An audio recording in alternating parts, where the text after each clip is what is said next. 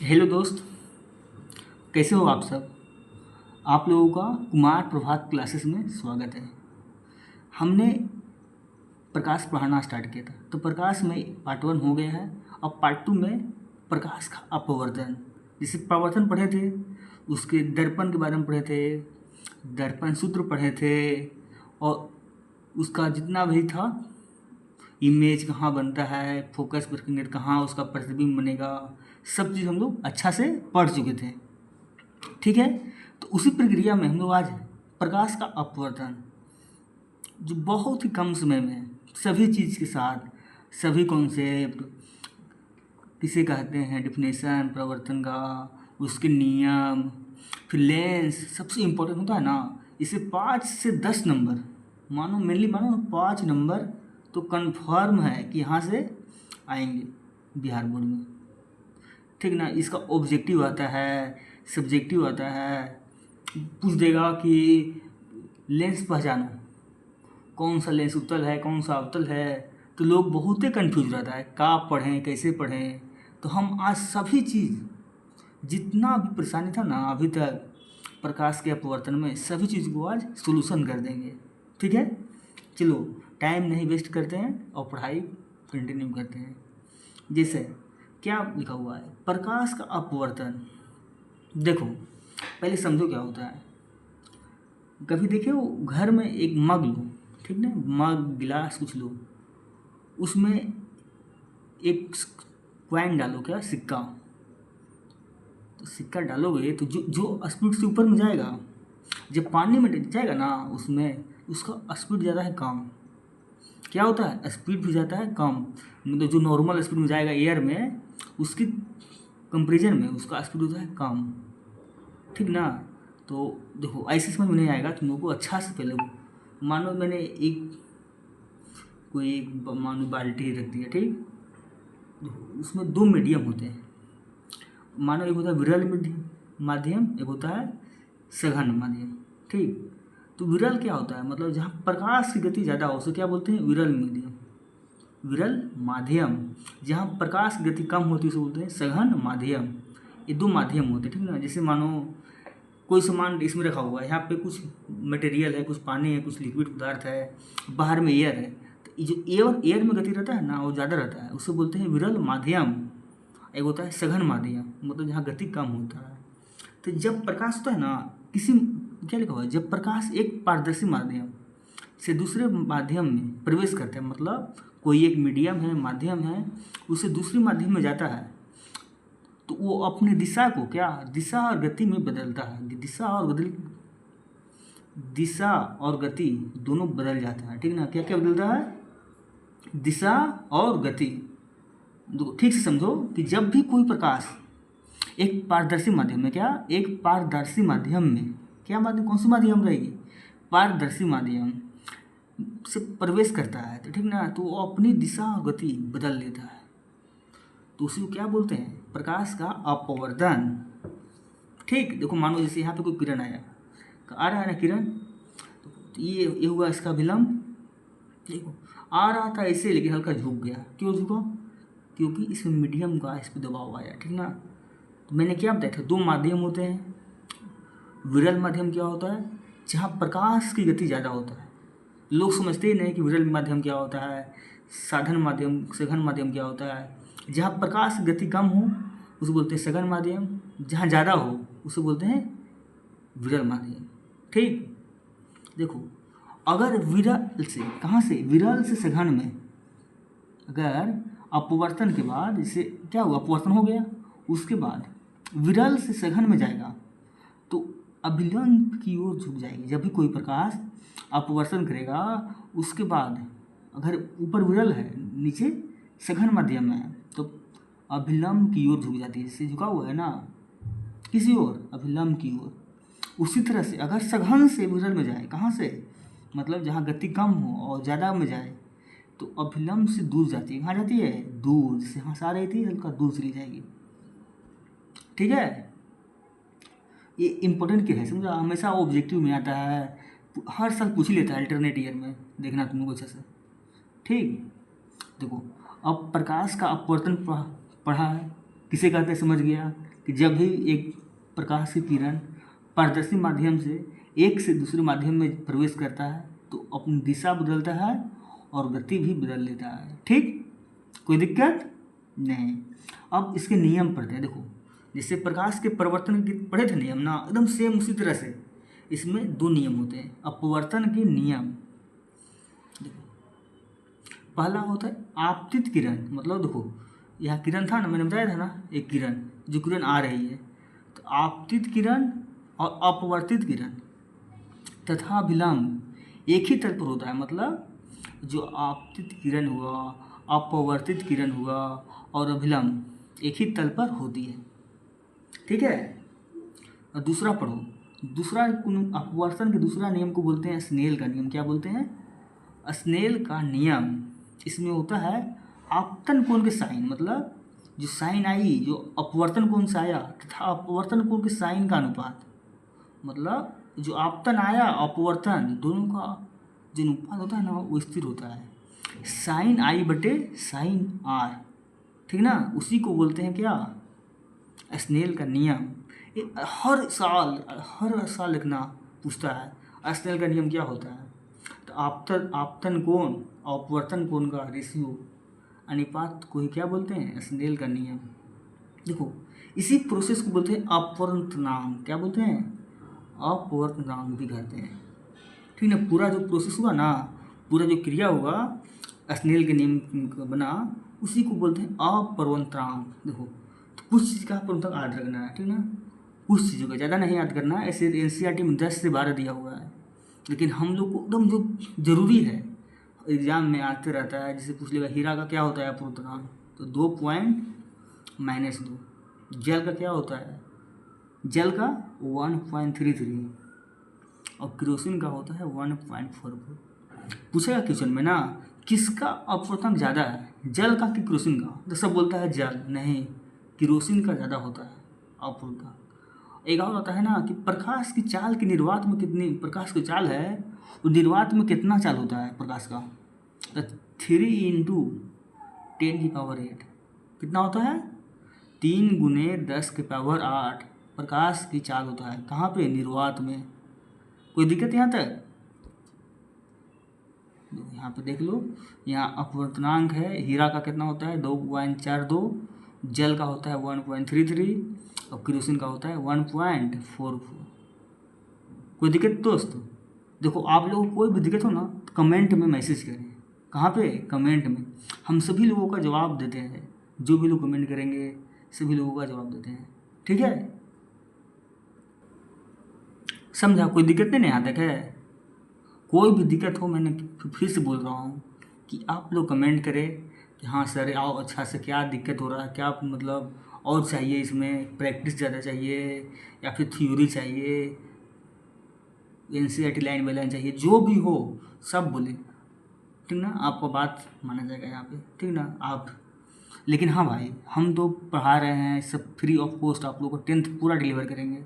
अभी साइंस हो रहा है, आज ही या कल से मैथ का भी स्ट्रेटेजी वीडियो आएगा, उसको देखें आप। उससे मैथ में कैसे पढ़ना है, कहाँ पढ़ना है, हम वो भी बताएंगे। ठीक ना, कोई दिक्कत? देखो, अब आते हैं लेंस पे। जैसे दर्पण पढ़े थे, दर्पण पढ़ा था, उसमें 2 दर्पण होते हैं, उत्तल अवतल होता है ना। अब देखो लेंस पढ़ते हैं। क्या पढ़ते हैं? लेंस। कोई दिक्कत यहाँ तक? दिक्कत नहीं है कुछ? ठीक है।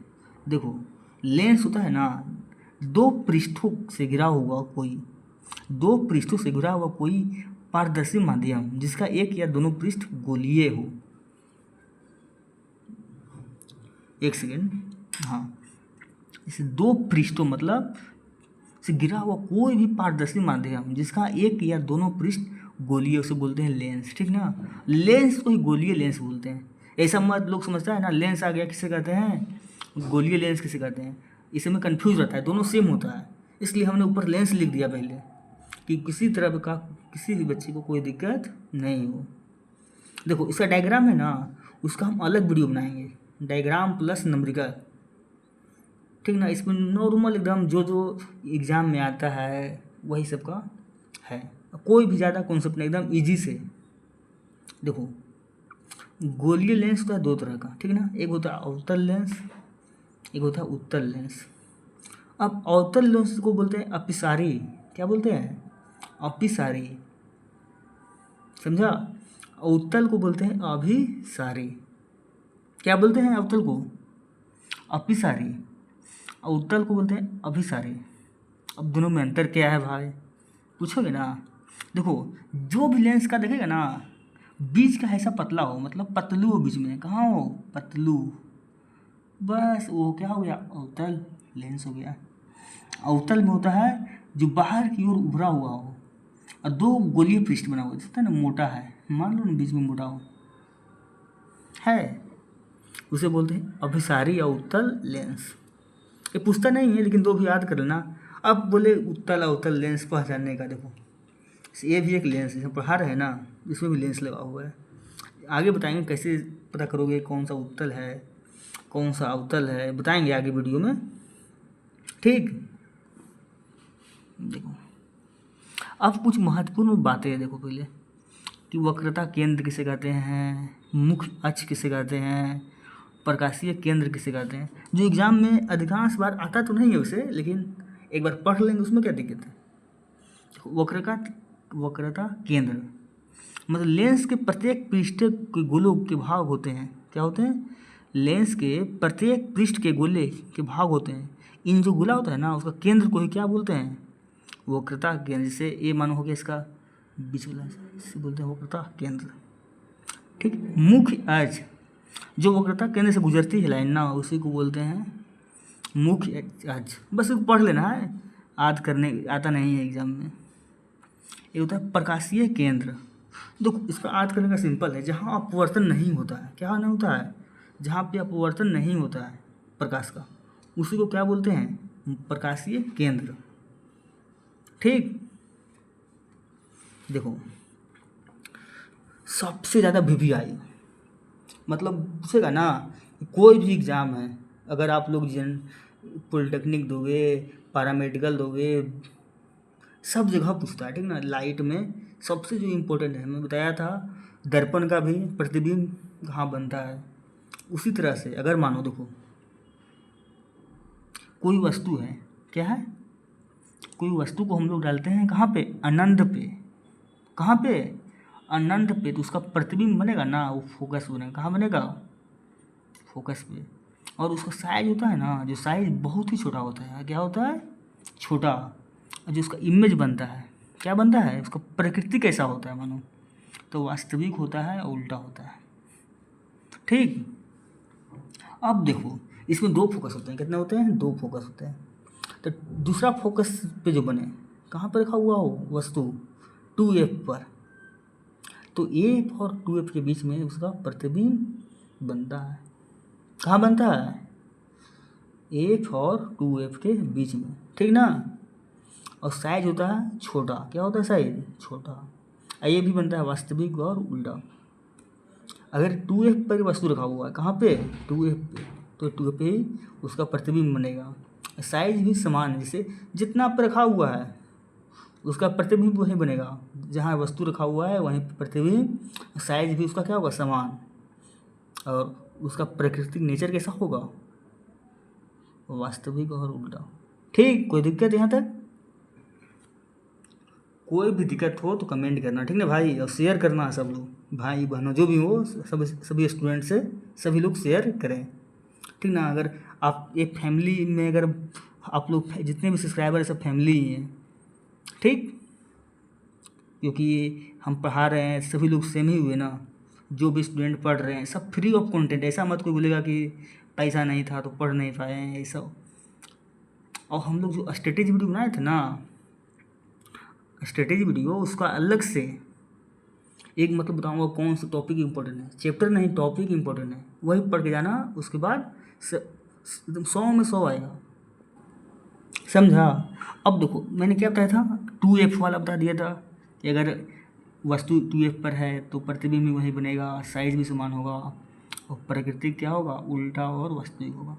उसी तरह से F और 2F, मतलब F और 2F के बीच में वस्तु रखा हुआ है, तो 2f से परे बनेगा, प्रतिबिंब कहाँ बनेगा, 2f से परे बनेगा।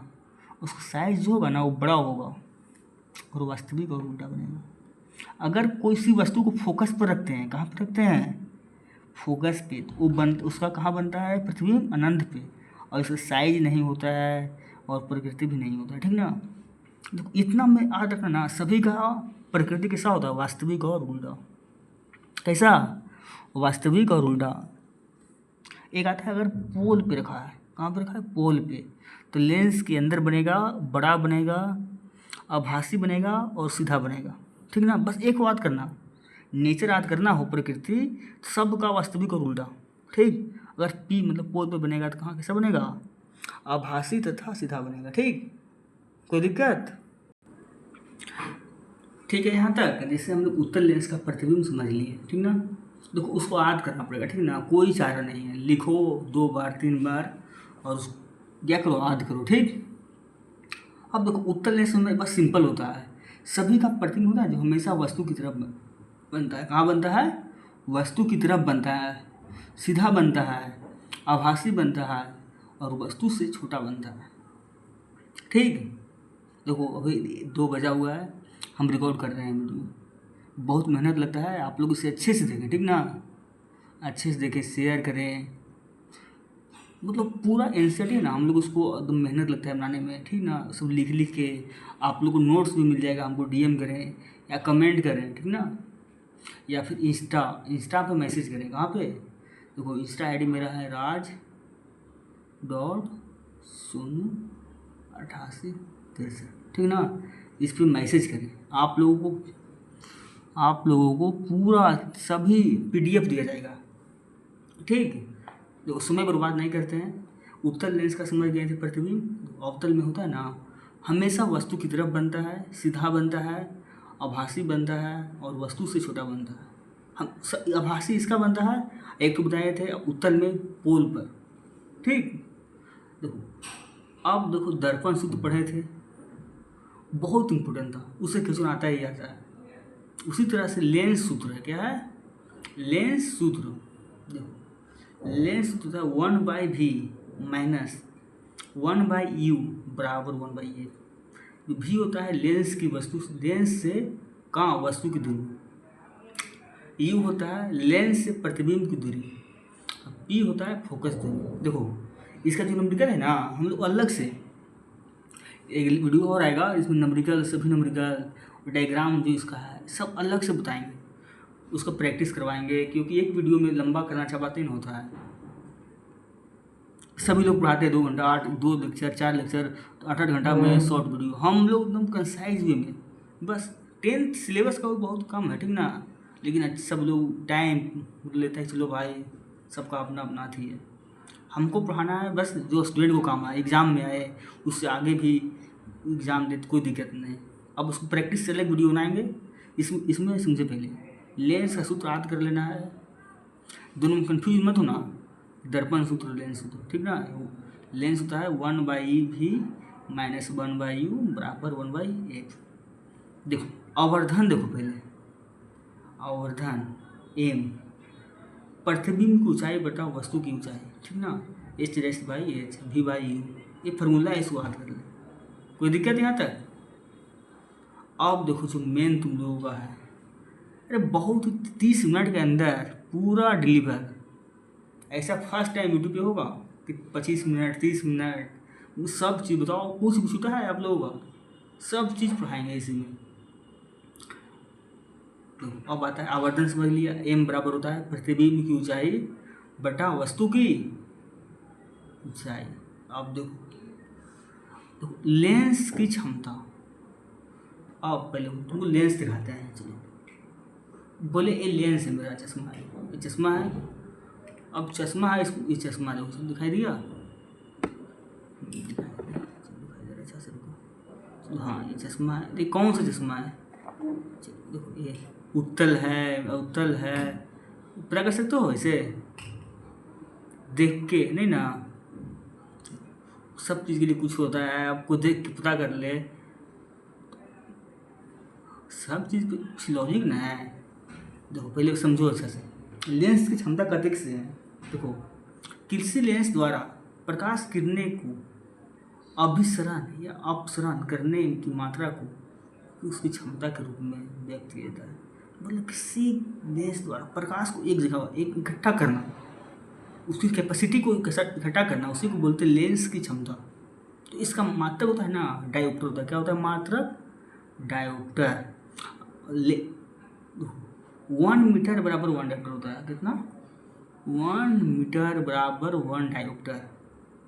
ठीक ना। तो लेंस की क्षमता होती है ना 1/, लेंस की फोकस दूरी, 1/, लेंस की फोकस दूरी। ठीक है। देखो, अगर किसी का देखना है ना उत्तल दर्पण है, उत्तल लेंस है, अवतल लेंस है, तो उसका डायोप्टर देखो, अगर उत्तल रहेगा ना तो जो क्षमता होता है वो नेगेटिव रहेगा। क्या रहेगा? नहीं, धनात्मक उधर पॉजिटिव रहेगा। तो क्या है? उत्तल लेंस है। क्या रहा? पॉजिटिव। मेरा उत्तल लेंस लगा हुआ, ठीक ना। तथा अवतल लेंस में मतलब अगर ऋणात्मक हो, क्या हो? ऋणात्मक, उसे बोलते हैं अवतल लेंस। समझा? कोई दिक्कत यहाँ तक? अगर उत्तल में रहेगा पॉजिटिव और अवतल में रहेगा नेगेटिव। ठीक। देखो, उसी तरह एक क्वेश्चन है, पहले क्वेश्चन देखो तो, अगर लेंस की क्षमता +2 है, कितना? क्या है? +2 है। तो ये लेंस कौन सा बताओ? तो कमेंट करो, करना तो मुझे ना। तो ये लेंस होता है उत्तल, पॉजिटिव है अगर उत्तल हुआ। अब फोकस दूरी क्या होता है? फोकस दूरी इसका क्या होता है? अब फोकस दूरी आप लोग कमेंट में आप सुनेंगे। मैंने बता दिया हूँ लेंस फोकस दूरी का फार्मूला दिया हुआ है। लेंस की क्षमता बराबर क्षमता दिया गया है 2, 1/, लेंस की फोकस दूरी। जो भी हो कमेंट करें, ठीक है। सभी लोग कमेंट करेंगे, ऐसा नहीं होगा। अगला वीडियो में इसका हम आंसर देंगे। कहाँ पे देंगे? अगले। आप लोगों को क्या करना है? पहले अच्छे से नोट्स बनाइए। क्या बनाइए? अच्छे से नोट्स बनाइए। नोट्स बना के उसको याद कीजिए। क्या करना है? नोट्स बनाना है, अच्छे से याद करना है। समझ में नहीं आए तो वीडियो फिर से देखना है। वीडियो देखने के बाद हम प्रैक्टिस भी करवाएंगे। क्या कराएंगे? प्रैक्टिस। हर देखो, उसका रासायनिक अभिक्रिया का प्रैक्टिस करवाए थे ना, टॉप 20 क्वेश्चन, उसी से एग्जाम में क्वेश्चन आएगा। ठीक ना। ये मत समझना क्वेश्चन बनेगा, अरे भाई जो पढ़ाएं उसी से आएगा, इसी घुमा दिया जाएगा, घुमा फिरा के। ठीक ना। बताओ, आधा घंटे में कौन क्रैश कोर्स देता है? कोई करता है? हम आप लोग को आधा घंटे में डिलीवर कर रहे हैं। तो इसका में ज़्यादा 25 मिनट जाएगा। 25 मिनट में और क्या कुछ? तो पूरा चीज़ है इसमें NCERT का। ठीक। तो अच्छे से वीडियो को देखें, नोट्स बनाएं, प्रैक्टिस करें। और जो भी क्वेश्चन है प्रीवियस ईयर, अरे बहुत ही इंपॉर्टेंट होता है भाई। PYQ मतलब प्रीवियस ईयर क्वेश्चन सॉल्व करें। आप लोग जुलाई आ गया है, कौन सा महीना चल रहा है? जुलाई ना। तो अच्छे से पढ़ोगे तब ना। अब सोचते रहोगे कि अच्छा अगला हफ्ता पढ़ेंगे। अरे भाई, समय बहुत ही कीमती है। ठीक ना। समय को यूज करो। ठीक ना। समय को वेस्ट मत करना। ठीक है। कोई दिक्कत? अब इसका अगला वीडियो हम लोग मैथ के पर ला रहे हैं। ठीक ना। मैथ कैसे पढ़ना है। ठीक। कोई दिक्कत? ठीक है। Thank you.